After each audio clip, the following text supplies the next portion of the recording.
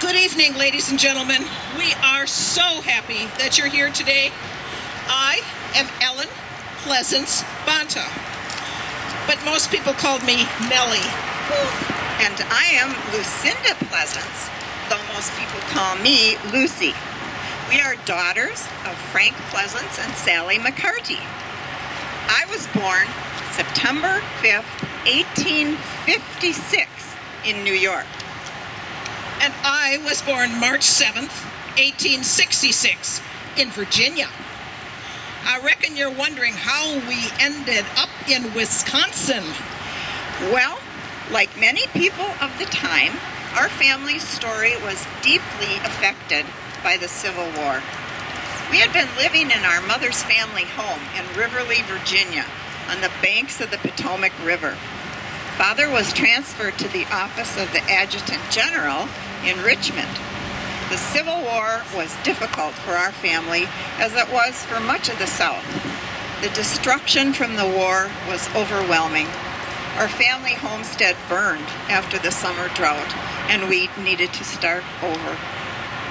Our grandfather purchased some land in Menasha many years before from Native Americans. He paid $1 an acre. Our family had already lost everything, so we didn't hesitate to head north. Father went ahead in 1877, and then Mother and the 7 children followed soon after.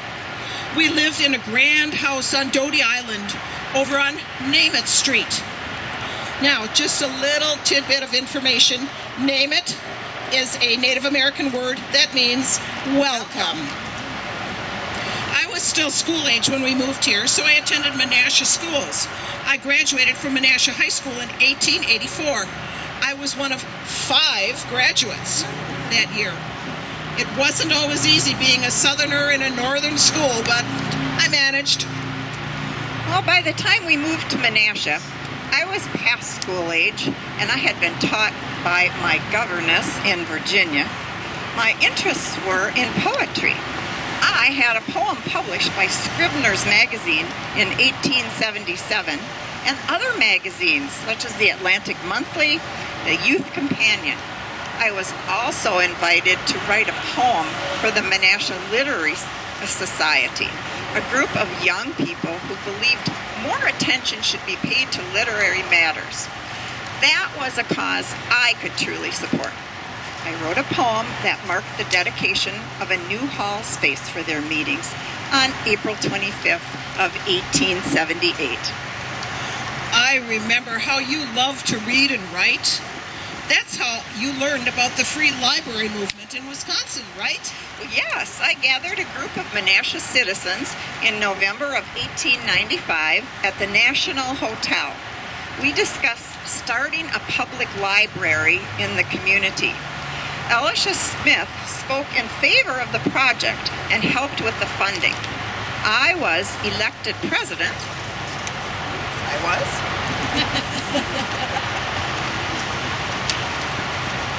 Of the Menasha Free Public Library Association. And our brother John was also part of the community. The program was so successful that the first library opened in May of 1896. It wasn't a large space, if I remember correctly. Just a little space, open a couple of days a week. Well, the library was in a building at the corner of Chute and Main Streets in Menasha. We were only open on Wednesdays and Saturdays for a few hours in the afternoon and another couple of hours in the evening. I agreed to take care of the library and the books. There I found my true calling. I could surround myself with books and share my love of reading with the children of Menasha. I was a librarian for 23 years. There was nobody better to be the city's first librarian. I may not have been quite as dedicated to libraries as you were, but books play an important part in my life too, although it came in a very different way. Oh, you're talking about George Banta, right? Good old George. Heavens to Betsy, can you believe that we were able to have a courtship without Mother finding out? Well, she was certainly very strict about who was acceptable for her daughters to date. I reckon that was from her upbringing in the South. She would have preferred we did not date any Northerners, which was difficult since we were living in Wisconsin. And I didn't. George was a fine young man born in Kentucky, even though he was raised in Indiana. Mother still didn't want us dating, and she tried her hardest to shoo him away. Yes, but Mother didn't plan on her daughters bonding together to help you out. We were sisters after all, and we wanted each other to be happy. For you, that meant being with George. Carrie, Sally, and I covered for you as best we could, and it didn't let Mother know of George's intentions. She was madder than a wet hen when she found out. Oh, she sure was, but I appreciate it more than you'll ever know. George and I were married in 1886. We moved into a house just down the road from Mother's house on Namath. It was so nice to have family living close by. Our family home was wonderful. Maybe too good, actually. Caroline, John, Sally, Anna, and I never left. We lived there our entire lives. Only you and our brother Frederick married and moved out. Frederick moved so far away. He lived out yonder in New Jersey. He worked first with the American Cereal Company and then with the Quaker Oats Company. He was a traveling salesman going over to England in 1893 and staying until 1901. They ate oatmeal in England. They did. Traveling salesmen were pretty common in those days. George was a traveling insurance salesman and pretty good at it. But he was fascinated by the printing industry. He had this small printing press that he originally tried to put in my living room. We tried moving it upstairs, but it was much too heavy, so it ended up in my dining room. It was outrageous. He used the press to print off forms he needed for work and made booklets or papers as a little side hobby. But the proper place for a press was certainly not where we eat our meals with our two children. I did convince him that the press would be better suited outside the house, and eventually he put it in a shed. And that worked well until there was a fire in the shed with the printing press. I remember that cold day in February 1901. The shed was a total disaster afterwards and couldn't be used. But I reckon that fire was a blessing in disguise. He was able to secure some space on Main Street in Menasha for the printing press. Fortunate indeed. With the printing press on Main Street, people saw it and started asking George if he could help with their printing needs. It helped us start a new business. The George Banta Printing Company, and then later the George Banta Publishing Company, started in 1901. Having a printing company in the family was helpful for me too. They published a book I wrote in 1916 called Old Virginia Days and Ways. I based it on Mother's reminiscence about her days as a youngster. It was a great way to preserve those memories for our descendants. I do hope that those of you listening will write down your family stories as well. That was a great project for our family. The publishing business also did work with educational contracts, printing things like yearbooks, national magazines, textbooks, and university catalogs. The early years were certainly a struggle, though. Oh, yes. The kids were getting to be teenagers, and then George kept traveling as a salesman. Plus, he was dealing with all those health issues. He'd go off for weeks at a time, and you'd be at home. That's when you took over the printing business, right? You gotta do what you gotta do. Sometime, something had to be done, and so I stepped up. After all, I was running my household successfully, so why not a business? I was fixing to make the company as efficient as possible, so I set out strict rules that were followed with great success. My son George Jr. also had a good head for business and started working with us in 1910. At the age of 17, he even negotiated buying a new building for $1,200. Well, you had some tricks up your sleeve. I remember the time when you heard that some executives from the Quaker Oats Company were coming, and you wanted to make a good impression in hopes of landing a big booklet contract. You had every press running in the shop, even though they weren't printing one single thing. It was sneaky, but it worked. Yes, my life wasn't all about business. Well, bless your heart, it sure wasn't. I always thought it was great that you managed to find time to work on social projects with me. One of the ones I really liked was the Neenah Emergency Society. It was formed back in 1906 to help the victims of that horrible San Francisco earthquake. Around 3,000 people died April 18, 1906, and over 80% of the city was destroyed. We heard about the devastation in the newspaper, and we wanted to do something. We sewed clothing for the victims. Later on, we turned our attention to local people who needed help. They were a great group of ladies to work with. And so were the people in the Neenah Menasha Economics Club, later known as the Menasha Homemakers. I was one of the organizing members, and they held their meetings at the Menasha Library.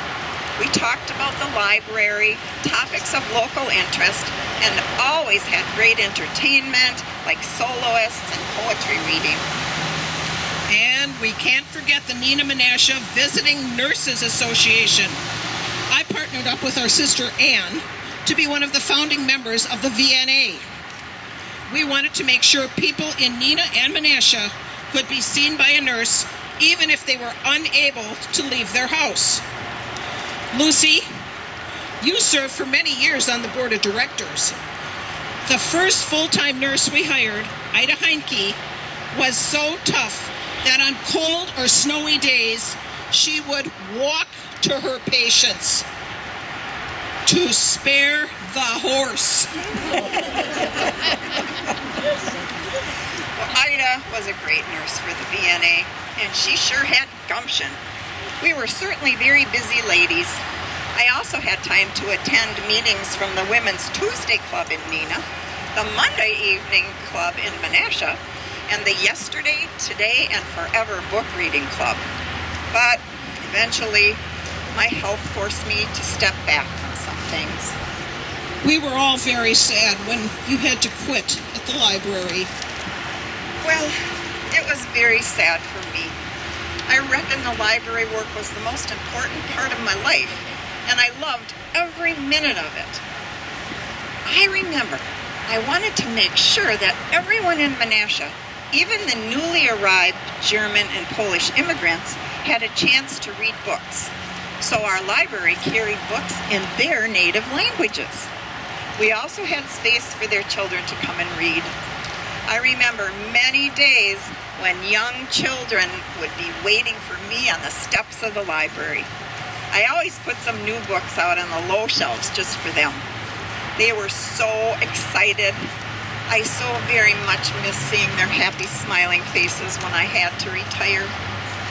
My poor health quickly caught up with me, and I died on October 28, 1925 in Menasha at the age of 69. The board dedicated a room at the library in your memory in 1931, when the library finally had enough money to complete a children's room.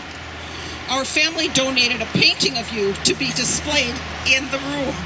The children's area is still dedicated to your memory, and the painting is still there. Well, I'm so honored that the children have their own space and the library is still flourishing. What happened with the publishing company? Well, we kept developing new products and ended up being very successful. In the 1920s, we focused on school workbooks and other softcover books. I became the president of the company. Yeah, woman. After George died in 1935. and I stayed on until my death, July 26, 1951. My son George Jr. then took control of the company. It remained a force in Menasha until it was purchased in 2006. Wow, 105 years. Well, I declare, it's been so nice talking with you this evening, Nellie. And it was wonderful to see all these new friends.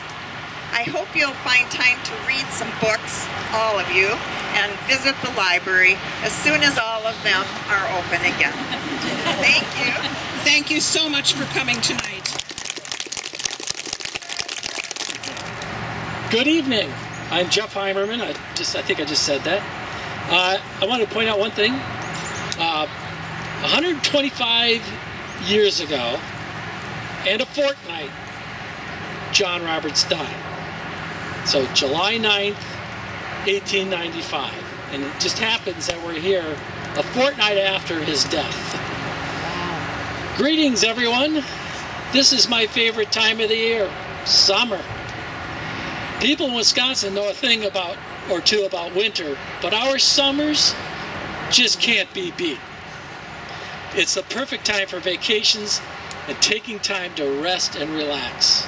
And I know a thing or two about vacations. I'm John Roberts. I was born in 1833 in New York.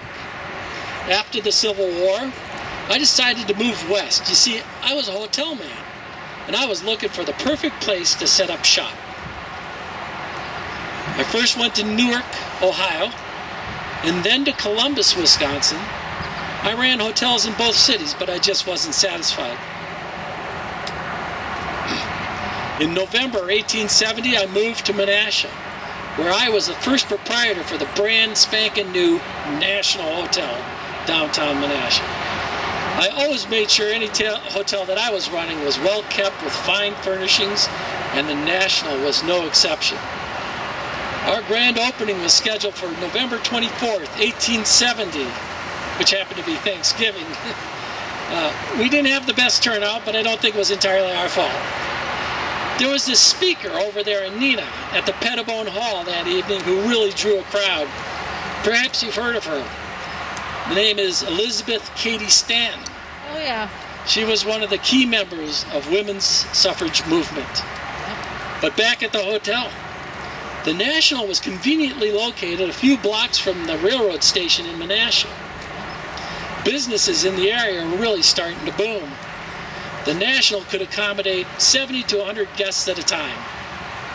We also hosted various forms of entertainment, both for travelers and locals. It helped get the word out that our hotel was a great place to stay at. I made sure my hotel also had a postal stop so people could send letters to and from the hotel. And I had an eatery built nearby the railroad station as well. In October 1875, I hosted a party at the National for one of Menasha's best-known citizens. You may have heard of him.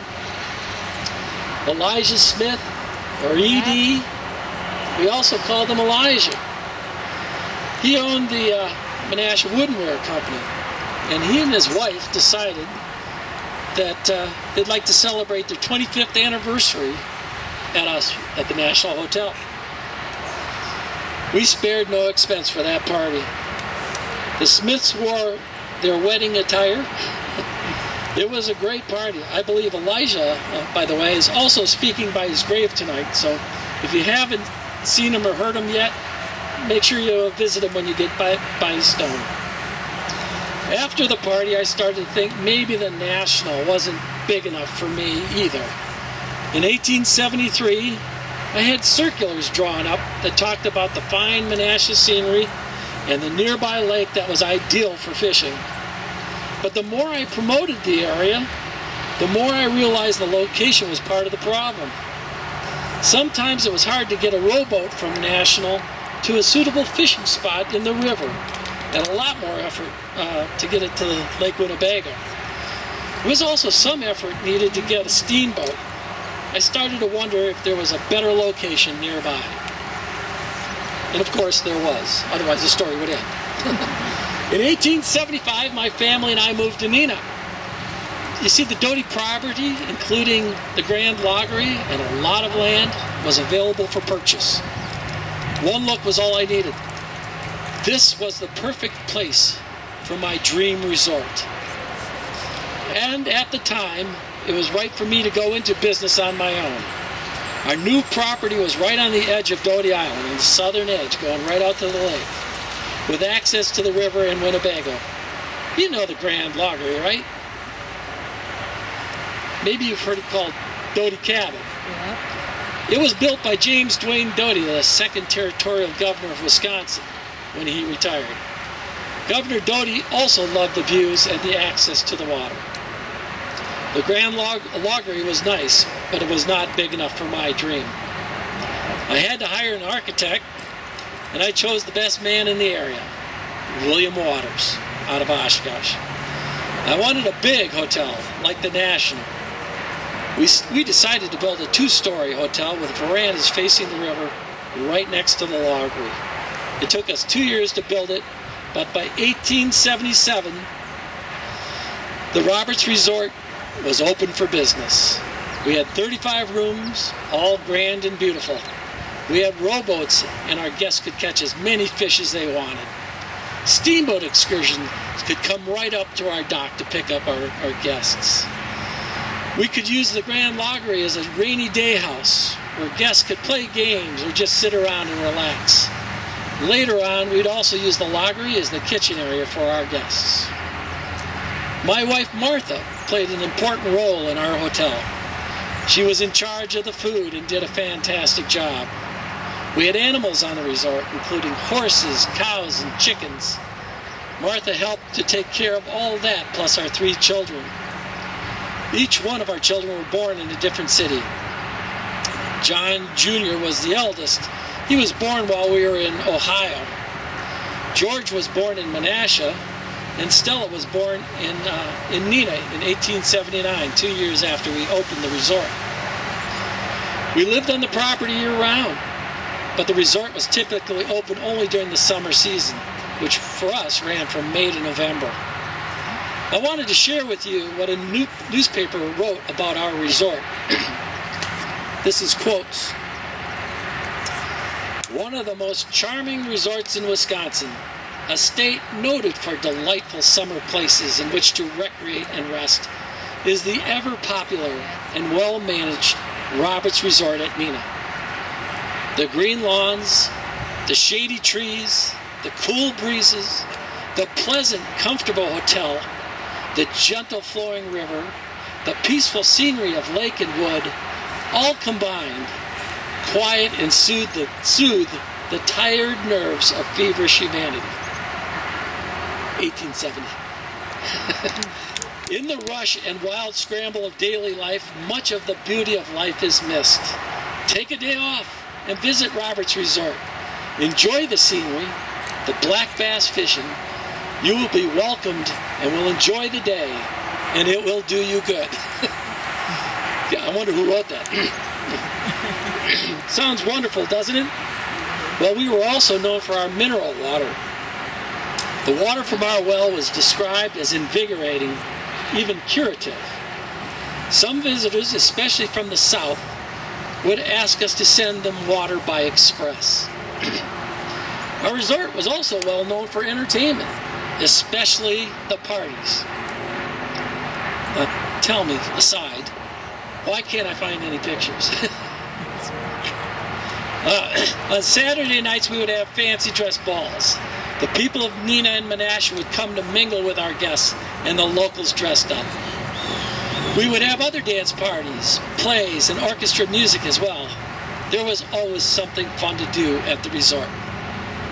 All of this entertainment and goodwill attracted a lot of visitors. We even had some famous people call.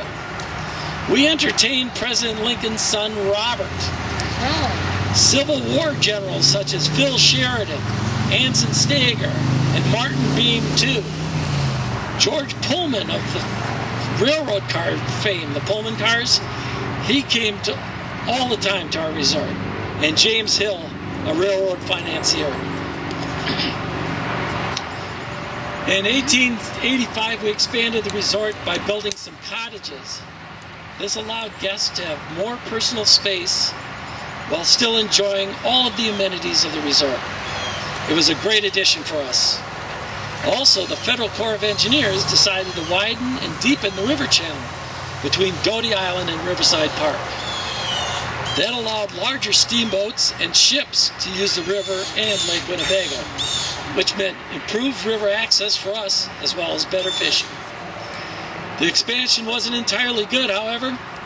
There was a huge elm right across from our resort, and it had become a kind of a landmark for us since we could tell our guests we were right across the way from the elm. Some of them, people called it the council tree. Sadly, it was cut down when the engineers decided to change the path of the river. In 1886, I started to have some health issues.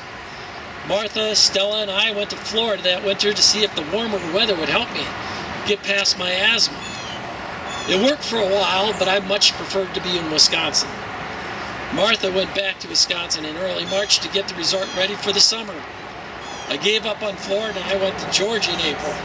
That was much better, but I couldn't stay away from my resort. And I was in Neenah when it was time to open this for the season. Pardon me. In 1887, I decided to get more involved in the community, and I served as an alderman when C.B. Clark was our mayor. We approved the construction of City Hall in Neenah. The architect was the same one who built the resort, William Waters. He designed a beautiful building for the city, which even included a 110-foot clock tower. The multi-story building had city offices, plus the fire and police departments.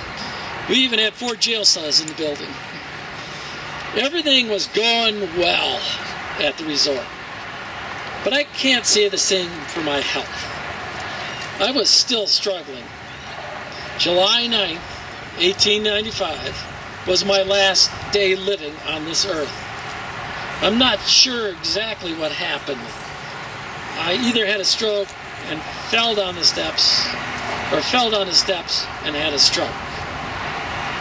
Not sure it really matters. That fall was the end of my time. My poor Martha was so traumatized, but she was strong too, and managed to run the resort for a few more years with our daughter. Martha sold the property in 1902 to 3 Chicago developers who wanted to remodel the resort into a year-round hotel. Unfortunately, they did not pay their bills, and the property was put back into foreclosure. Martha repurchased the hotel and sold it again. Part was sectioned into new properties, and the hotel was sold to John Strange. It was sad to see it leave the family, but there is still a piece of my heart, a piece of my resort that can be seen today. There were 2 stone pillars that marked the entrance to the hotel that are still standing.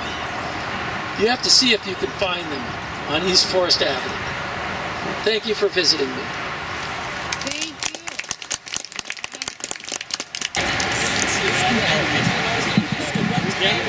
you. Well, good evening, everyone. What a wonderful night here in Neenah. Isn't it, Frances? Yes, Grandfather. It really takes me back. But introductions first. Hello, everyone.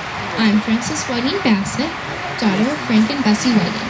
I was born here in Neenah with my twin sister, Frederica, on April 24th, 1916. And this is my grandfather, George Whiting. I'm not originally from this fair city. I was born June 6, 1849, in Gilboa, New York, to Charles and Catherine Whiting. I was the youngest of 8 children. When I was a child, my family moved to Wisconsin and we settled in Ripon. So how did you end up in Neenah? Well, I went back east to attend Eastman Business College in New York in 1863. 2 years later, I wanted to be closer to my family, and I returned to Wisconsin. I was hired by the Pettibone and Jones dry goods store in Neenah. I worked really hard in the store and did odd jobs on the side. But after I paid for boarding, I wasn't really making any money. As I was considering my future, I read an interesting book called Treatise on Paper Making. You see, paper mills were just starting up in Neenah, and I got in on the ground floor. I started as a partner in 1872 at the Fox River Paper Mill. I learned all I could about the paper industry and business in general. By 1875, I was named secretary of the Winnebago Paper Mills in Neenah. You and grandmother got married about that time, right? I think in 1870. That's right. Also, I know you eventually went into business on your own. Tell me how you started your paper company. Well, in 1882, I formed a partnership with William Gilbert to open a paper mill by the government locks on the Fox River down in Menasha. I bought the mill outright from William a few years later. Life was good. Your grandmother and I adopted our son Frank, and we were looking forward to a wonderful future. That was until August 23rd, 1888. Oh yes, that was the day of the mill accident, right? I grew up hearing that story. At the time, it was known as the worst fatal accident that ever occurred in the history of Menasha.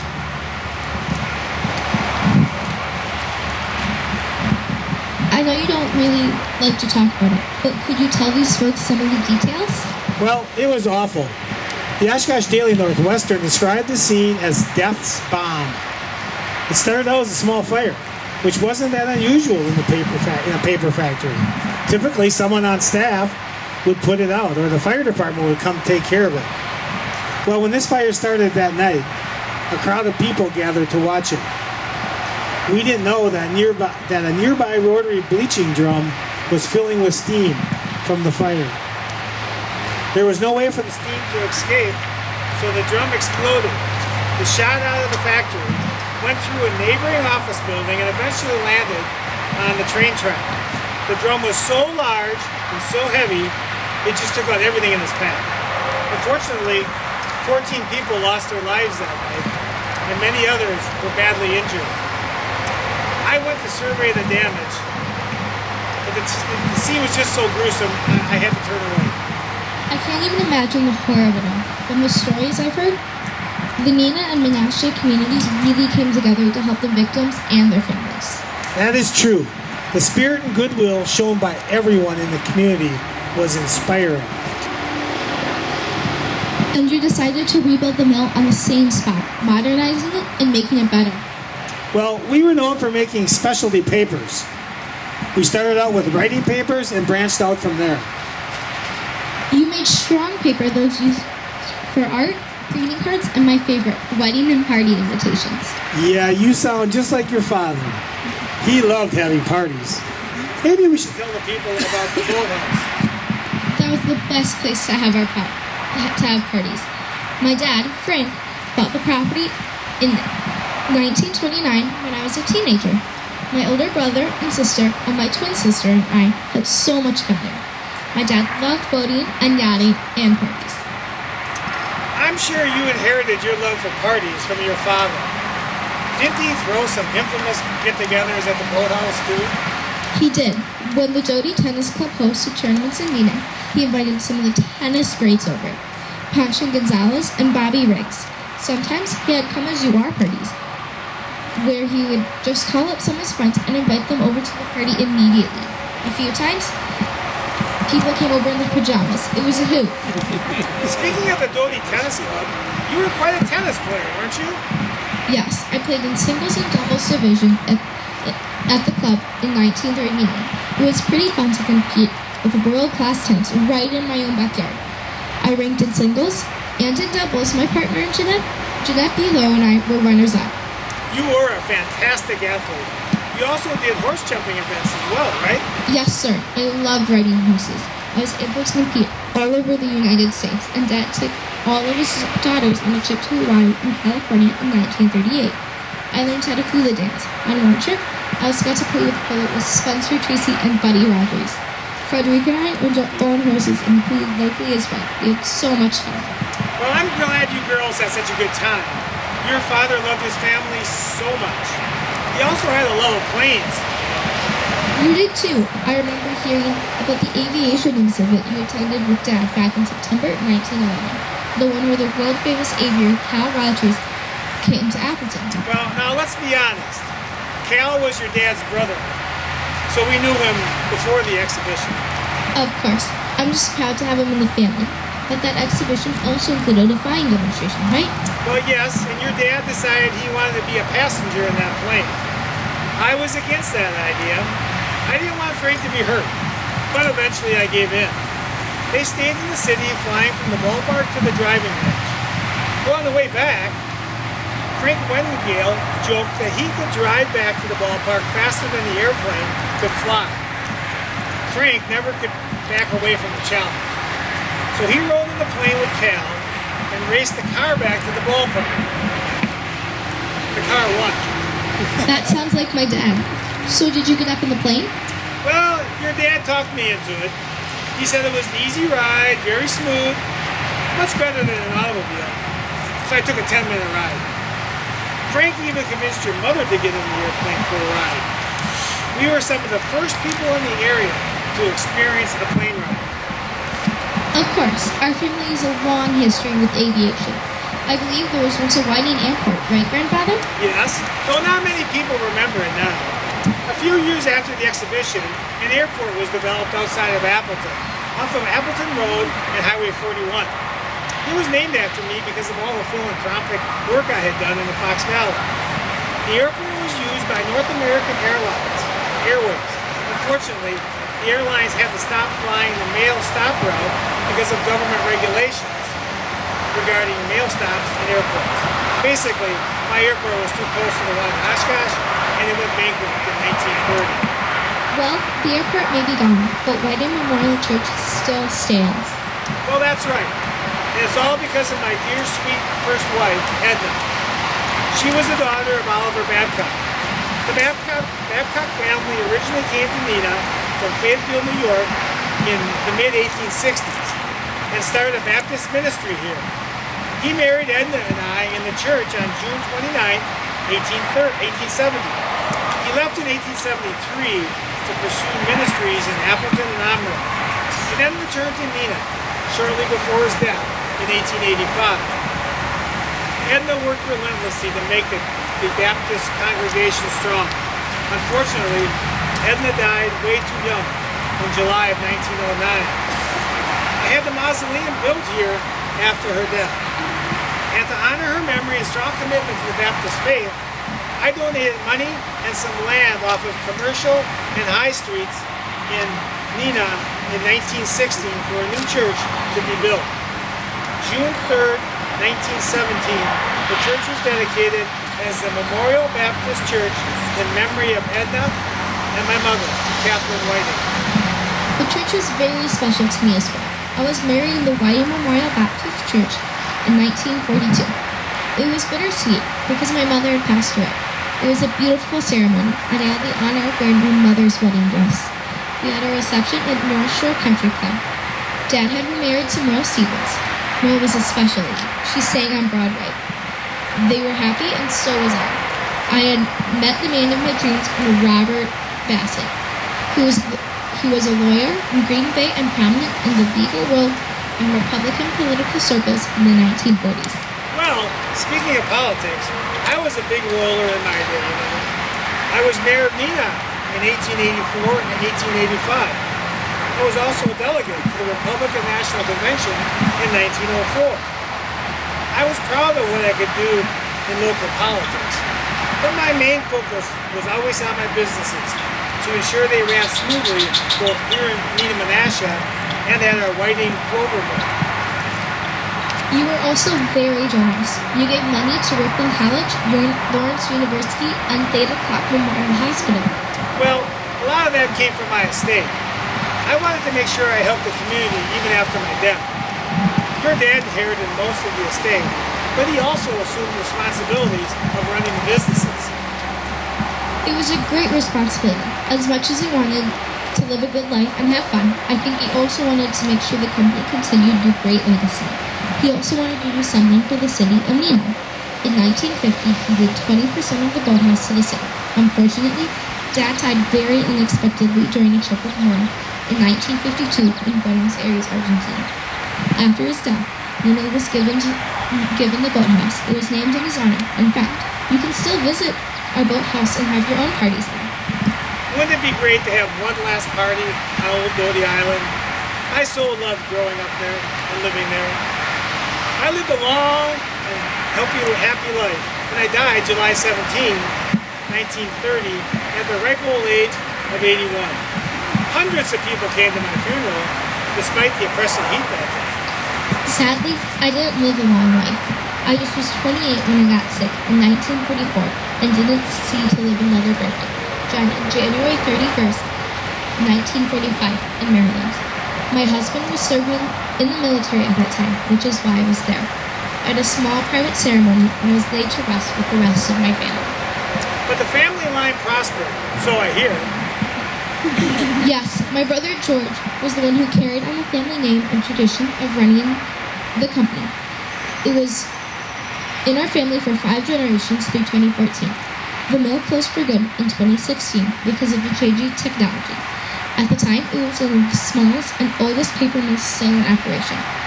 Dad's house is on the National Register of Historic Places, as is the boathouse. Well, Frances, it's been nice visiting with you this evening and reminiscing about all the fun we had on Doty Island. We hope you enjoyed it too. Thank you for visiting, and remember, the Whiting Boathouse on Doty Island is still there and available to the public. You can contact the City of Neenah Park and Recreation Department for details. Have a great evening. Again, I'm Edie Smith. I'm right here, and I was born in Brattleboro, Vermont. And a friend of mine, Dr. Goldman is his name, invited me to come out west. So I came out west here to Doty Island and fell in love with it right away. Early in my life, I fell in love with Doty Island and Menasha.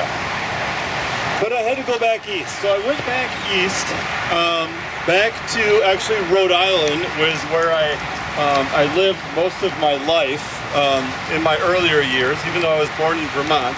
But I lived in Rhode Island, and I found the love of my life, Julia, and she lived in Rhode Island, and her father, Spencer was his name, Maury, was a banker, and he wanted me to work in the bank with him. I thought that was boring. Okay, totally boring, not for me. I'm an adventurous. So I said, no, I don't want to work in the bank. So I married the love of my life, Julia, and on the very next day, we left for Menasha.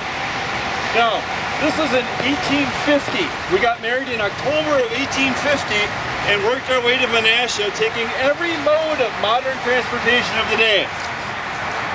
That would be, of course, train, steamboat, and carriage. All the way across the Great Lakes to get here to Doty Island. I loved it. Beautiful area.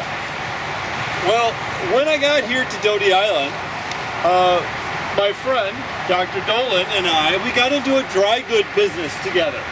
Okay, we're working in a dry goods store. We struggled like a lot of businesses at the time, but eventually it started taking off. Well, then I noticed that in the dry goods store, a lot of products were sold in these wooden buckets.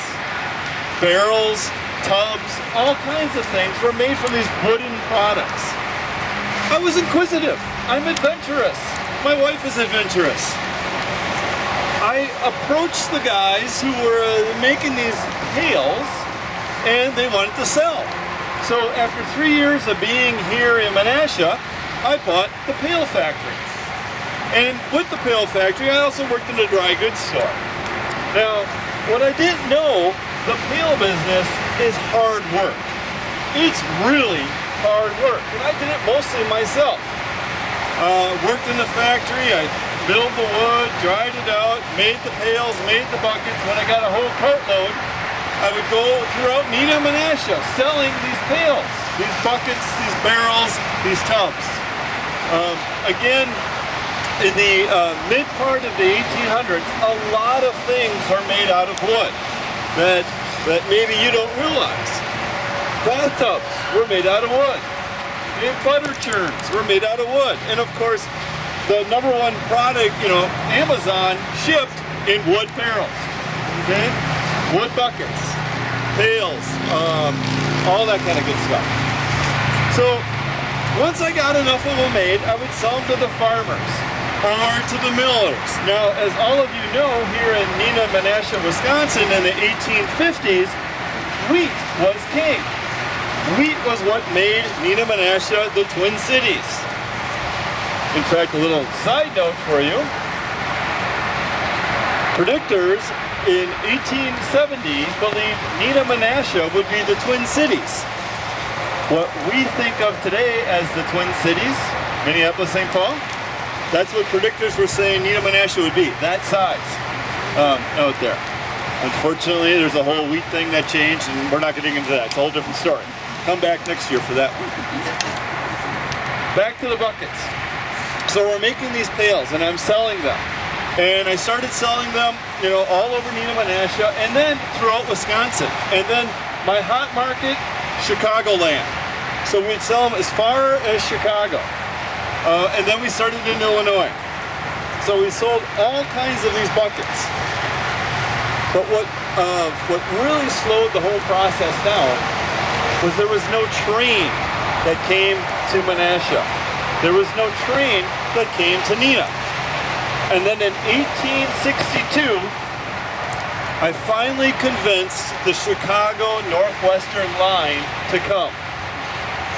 And what it cost us, Neenah, Menasha, and businessmen, was we told them we would pay to build the bridges and level the track if they brought their line in. And eventually they did. They brought their line in. Now we could import and export products a lot faster. That was in 1862. 1862, the market for pails, barrels, and buckets soared. Anyone want to guess why? Civil War. Somebody, loud. I can't hear you. There's highway traffic. Civil War. Civil War! Yes, the Civil War is going on. And guess who needed buckets? Who needed wheat? Who needed meat? Who needed nails? Who needed bullets? And what are we going to ship that in? Buckets, pails, barrels, all made in Menasha. So we're talking the Union Army. The Union Army bought this stuff, and business was doing really, really well. In fact, by that time, we were close to the largest employer in Menasha. We had 250 people employed in Menasha of the city of 2,500. So in other words, about 10% of the people in Menasha worked at the pail factory. Now, if you know anything about pail making, which I'm sure all of you do, because you've probably seen them, they're made in these long wooden strips. And you have to cut these long wooden strips out, and then you let them dry. And then when you have these huge drying houses that you just leave them in and let them dry in there. And then you would take them and you would steam them over an open fire to bend them. Wood, dried, open fire. Maybe we had a few fires. Okay, we had a lot of fires. But there was one in particular that happened in April of 1871. And, 1870. And it burned 11 of our dry houses here in Menasha. And if it wasn't for the Neenah and Menasha fire departments that came rushing in, specifically, the Neenah Fire Department had a steam pumper that could pump more and more water that actually saved our entire business. And we're very, very grateful for them for doing that. Well, we would rebuild after this, and business was kind of up and down at times. And then in 1871, another fire happened. But it wasn't in Menasha. It was in Chicago. It was the Chicago fire that happened. And a lot of you know about 300 people were killed, thousands of people were left homeless, and one of our warehouses had all of our inventory of pails and barrels burned up in it. And it hit us pretty hard financially. So in the 1870s was a bit of a challenging time for us. Also in the 1870s, there's a depression that breaks out in the country as a whole. And normally that's the case after a war happens. Sometimes there's a depression in the economy. 1872, there's a depression in the economy.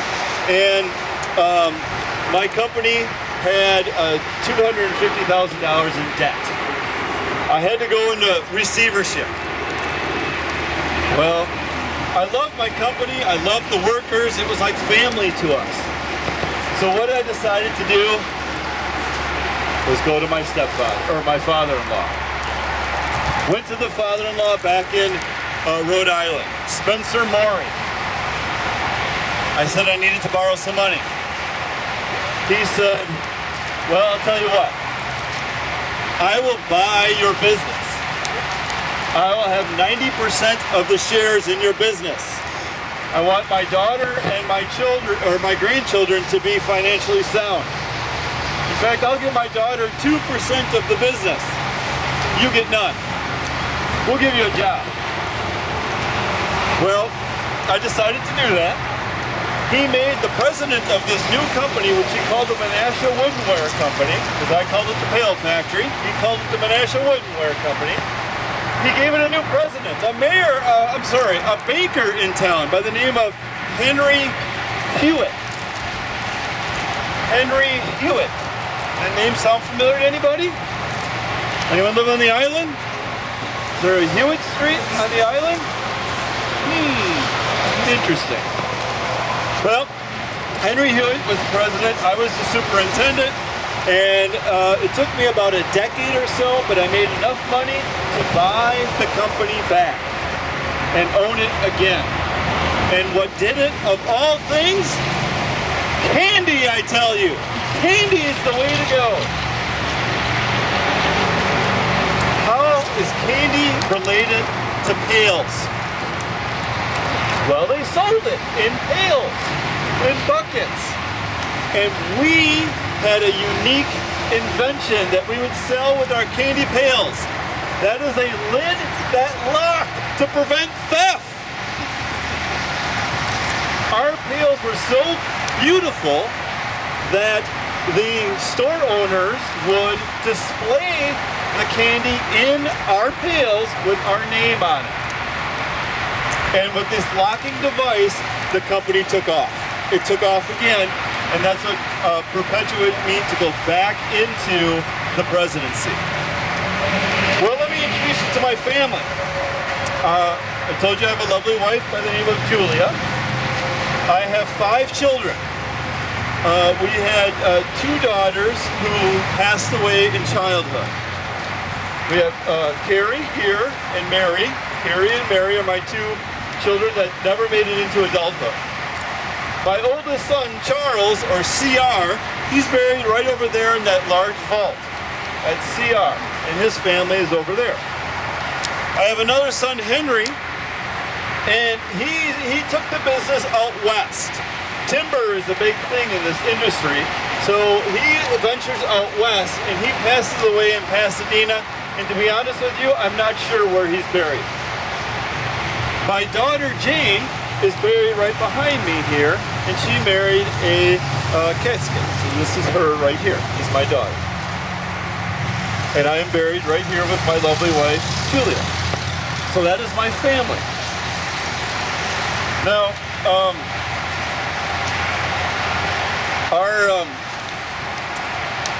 my son, Charles, or CR as we like to call him, he had that adventurous spirit like my wife and I.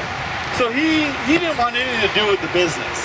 You know how children are. You want them in the business, they don't want anything to do with the business. He struck out on his own and he started a broom handle business. But we eventually will buy out the broom handle business and make him an executive in the business. And eventually he will take over the business later on in his life. Well, I knew that the city of Menasha needs education. I'm a big proponent of education. And I wanted a university in Menasha. So I'm going to buy up a whole bunch of land on the island, about 25 acres of land in the island. And the university I was looking at was called Downer College. And I was trying to woo them to come to Menasha, and they decided they didn't want it. So now I have 25 acres of land in the middle of Doty Island, and I decided, let's give it to the city. Let's give it to the city so the city can use it and make their first park. So kids can swim, so we can go walk in the flowers, we can take pictures at prom and homecoming there, maybe even walk a little island of valor, maybe even dance in the dance hall during a future world war. Maybe you've heard of Smith Park in Menasha? They were so glad about the donation of the land, they had a huge parade. They got the fire trucks out, they rang church bells, they came to my house and gave speeches, we had fireworks that went off. They were so happy to have that to be their first park. Well, if this is your first time here, and I'm the first person that you listen to, you're going to go over to there and you'll hear two women. Lucy Pleasance is one of the ladies. Lucy over there invited me to a meeting at the National Hotel in Menasha in 1895. And at that, she is proposing a free library for Menasha. Now, libraries back in the day, as you all probably know, in the 1890s, they were like rooms in like City Hall or in a fire department or something like that. They weren't like standalone buildings. Well, that's what Lucy wanted. It was a free library for people to come and get books. So I said, okay, I'll donate money, but here's the clause. The clause is we want the community involvement. We want community to invest in it. And the community did so well in investing in it that we ended up not just having a free library room, but I donated land to build a building on it. And again, the city was so happy that they ended up naming the library after me. Smith Library. So when you came over the bridge, the Mill Street Bridge, to downtown Menasha, you can see the library. Well, those were two of my ventures out there in philanthropy, but there was also many more. But unfortunately, I got sick with cancer, as I think a guy by the name of Forrest Gump said once. The cancer. And at the age of 72, on July 7th of 1899, I passed away. And my son Charles, or CR, took over the business. Now, he, being the adventurer's one, he starts making this business climb and being very successful. He decides to figure out a way to transport products so people would know it. He got oversized circus cars to ship our barrels in. And then he painted them bright colors with Menasha woodenware on them. So as people were sitting, waiting as the train goes by, which unfortunately we don't do much anymore, thank goodness for the bridges that go over them, but people would read it. And they saw our sign, and the business took off because of that. Very successful. In fact, CR needed more timber, so he starts looking in the northwestern part of the state of Wisconsin. And he ends up building what's called a stave mill. A stave mill is where you make the strips of lumber for the pails. And he named the little town after his wife, in honor of his wife. The lady that she is, Smith, you see, Lady Smith, was named after Charles or CR's wife. Now, he goes all the way west to Oregon and Washington, and they find what's called the Sitka, Spruce Sitka tree. And what the Spruce Sitka does is that they made it into butter tubs like this one here. And butter could stay in it for a year. Prior to that, they were using ash, and ash got moldy in 6 months. Butter in this tub could last a year. So the business takes off and soars. We transitioned into corrugated boxes in the 1920s and made kids furnitures and all kinds of different products. Now I'm running long because I'm long-winded. Sorry about that. But to end my story, it's now called the Menasha Corporation, is what the Menasha Woodenware is. And we are now in corrugated boxes and plastics. But we started out with pails and buckets. And we transformed and we changed and we shifted, and it's still family owned. It's one of the largest family owned businesses in the United States. And at the time it was in the 1880s and 90s at the height, it was the largest pail factory in the United States. So welcome and thank you for coming to the cemetery walk. And if you have any other questions, we'll hang out for a while.